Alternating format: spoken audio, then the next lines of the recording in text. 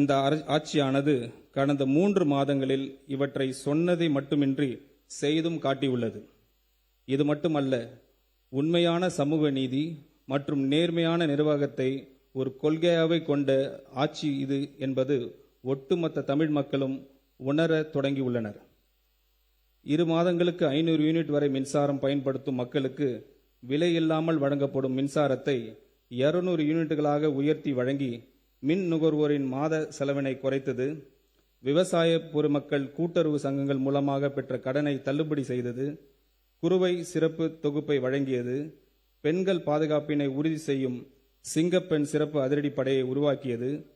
தமிழ்நாட்டு வேர் ஊன்றி இருந்த போதை கலாச்சாரத்தினை ஒழிக்க மாவட்டம் தோறும் போதைப் பொருள் தடுப்பு சிறப்பு பிரிவை உருவாக்கியது. கல்வி நிறுவனங்கள், வழிபாட்டு தலங்கள் மற்றும் பேருந்து நிலையங்களுக்கு அருகில் பொதுமக்களின் அன்றாட வாழ்விற்கு இடையூறாக அமைந்திருந்து 717 சில்லறை விற்பனை மதுபான கடைகளை மூடியது. அரசு மருத்துவமனைகளில் பிறக்கும் குழந்தைகளுக்கான தாய்மாமன் தங்க மோதிர திட்டத்தை பேரறிஞர் அண்ணாவின் பிறந்தநாளான செப்டம்பர் திங்கள் 15ஆம் நாள் முதல் செயல்படுத்த உள்ளது என நமது அரசு பொறுப்பேற்ற நாள் முதல் இந்த குறுகிய காலத்திலேயே மாண்புமிகு முதலமைச்சர் அவர்களின் தலைமையில் பல துறைகளில் கணிசமான முன்னேற்றங்களும் மக்களின் நம்பிக்கையும் பிரதிபலிக்கும் பல முயற்சிகளும் நடைபெற்று வருகின்றன. தமிழக வெற்றி கழகத்தின் வெற்றி என்பது ஒரு கட்சியின் தனிப்பட்ட வெற்றி அல்ல, ஒட்டுமொத்த தமிழக மக்களின் வெற்றி அது.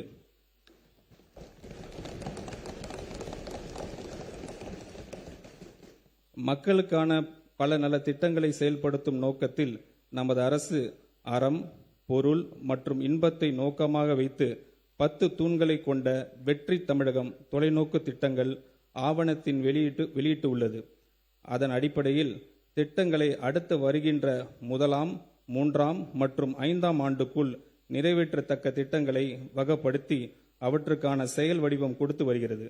தேசிய அளவில் பல சமூக பொருளாதார குறியீடுகளை முன்னணியில் விளங்கும் மாநிலமாக தமிழ்நாடு பல ஆண்டுகளாக இருந்து வரும் நிலையில் தமிழ்நாட்டை வறுமை இல்லாத அனைவருக்கும் சம வாய்ப்பினை வழங்கி அதன் மூலம் சமூக நீதியினை நிலைநாட்டும் மாநிலமாகவும் 2036ஆம் ஆண்டுக்குள் $1.5 டிரில்லியன் பொருளாதாரம் கொண்ட மாநிலமாகவும் உயர்த்த தேவையான சமூக பொருளாதாரம் மற்றும் மனிதவள முதலீடுகளை மேற்கொள்வதற்கு நமது அரசு உறுதி பூண்டுள்ளது. இந்த தொலைநோக்க பார்வை முன்னெடுத்து செல்லும் வகையில் அரசு வெற்றி தமிழகம் தொலைநோக்கு திட்டங்கள் கொள்கையை ஆவணத்தில் இடம்பெற்றுள்ள திட்டங்களை நடைமுறைப்படுத்தும்.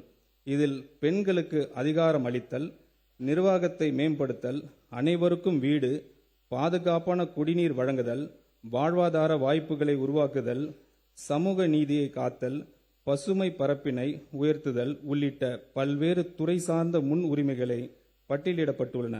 இந்த அரசின் முதல் நிதிநிலை அறிக்கை உண்மையான தொலைநோக்கு திட்டங்களை அடைவதற்கான பாதையை வழிவகுத்து காட்டும்.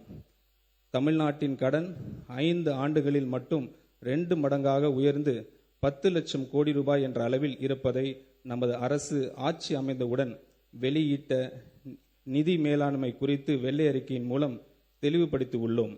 மேலும் மாநில மொத்த உள்நாட்டு உற்பத்தி மதிப்பில் சொந்த வரி வருவாயின் விகிதம், வருவாய் பற்றாக்குறை, நிதி பற்றாக்குறை என பல்வேறு நிதிநிலை குறியீடுகளில் தமிழ்நாடு மற்ற இணை மாநிலங்களுடன் ஒப்பிடுகையில் பின்தங்கிய நிலையே உள்ளது. மொத்த வரி வருவாயில் வட்டி செலுத்துவதற்கான தொகையும் பொறுப்பேற்றுக்கொண்ட செலவுகளும் தொடர்ந்து அதிகரித்து வருகின்றன. இதன் காரணமாக புதிய திட்டங்கள் செயல்படுத்துவதற்கு கிடைக்கும் நிதி ஆதாரம் என்பது குறைவாகவே உள்ளது. இப்படிப்பட்ட ஒரு இக்கட்டான சூழ்நிலையில் மக்கள் தேர்வு செய்யப்பட்ட நமது அரசானது மக்களுக்கு கொடுத்த வாக்குறுதிகளை படிப்படியாக நிறைவேற்றும் அதே வேளையில் மாநிலத்தை இந்த நிதி நெருக்கடியில் இருந்து மீட்பதற்கு பல்வேறு முயற்சிகளை எடுத்து வருகிறது. முதலாவதாக பொது டெண்டர்களில் கான்ட்ராக்டரிடம் கேட்கப்படும் தேவையற்ற சான்றிதழ்கள் மேண்டேட்டரி சப்மிஷன் அந்த டெண்டர்கள் போட்டியில்லாதவாறு மாற்றியுள்ளன. இதை கலைத்து நமது அரசு டெண்டர்களில் வெளிப்படைத்தன்மை கொண்டு வந்துள்ளது. இரண்டாவதாக பல அரசு துறைகளில் அந்த துறையின் கீழ் பதிவு செய்யப்பட்ட கான்ட்ராக்டர்ஸ் மட்டுமே டெண்டர்களில் பங்கேற்க முடியும் என்று இருந்த நிலையை மாற்றி எந்த ஒரு துறையிலும் பதிவு செய்துள்ள கான்ட்ராக்டர்ஸ் தகுதி இருந்தால் பிறர் துறைகளிலும் டெண்டர்களில் பங்கேற்க முடியும் என்ற நிலையை அரசு கொண்டு வந்துள்ளது. மூன்றாவதாக, இளைஞர்களுக்கும் சிறு தொழில் செய்பவர்களும் அரசின் டெண்டர்களில் முதல் முறையாக பங்கேற்க ஏதுவாக குறைந்த மதிப்பில் டெண்டர்களில் உள்ள பல்வேறு விதிமுறைகள் தளர்த்தப்பட்டுள்ளன.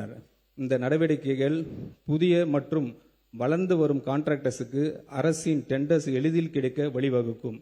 அதே நேரத்தில் டெண்டர்ஸ்களில் ஏற்படும் ஆரோக்கியமான போட்டியின் காரணமாக அரசின் வீண் செலவுகள் குறையும்.